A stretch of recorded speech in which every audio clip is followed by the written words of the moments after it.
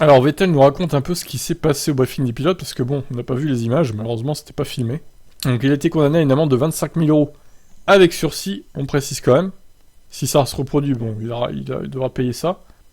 Et donc on sait plus on en sait un peu plus sur ce qui s'est passé. L'Allemand est parti au bout de 20 minutes seulement, en claquant la porte, agacé par les discussions qui tournaient en rond concernant le pilotage et ce qui est autorisé ou non en piste. Mick Schumacher a expliqué concernant comment les frustrations ont augmenté entre les pilotes lors de la discussion sur l'application des règles. J'avais juste l'impression, comme Seb, que nous tournions en rond avec certaines des choses qui ont été discutées.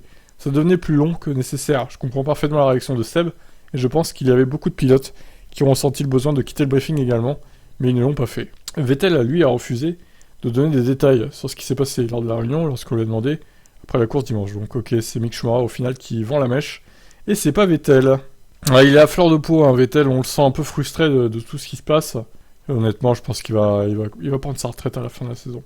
Moi, je le vois pas continuer, la voiture progresse pas. On va dire qu'elle marche convenablement, enfin, on va dire acceptablement, une course sur 3 ou sur 4. Qu'est-ce qu'il voulait qu'il reste dans cette écurie et en F1? Alors, à moins qu'ils rebondissent chez McLaren à la place de Ricciardo, mais ils ont l'air de dire chez McLaren que finalement, ils vont peut-être garder Ricciardo. Il y a un contrat, etc. Donc, j'en sais rien. Moi, Vettel, je pense qu'il va quitter la F1 à la fin de saison. À moins d'un miracle, je le vois pas rester. Ouais, ciao.